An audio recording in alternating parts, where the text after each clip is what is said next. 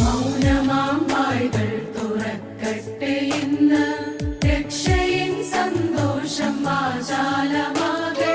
മൗനമാം വായ്കൾ തുറക്കട്ടെ ഇന്ന്, രക്ഷയിൻ സന്തോഷം വാചാലമാകട്ടെ.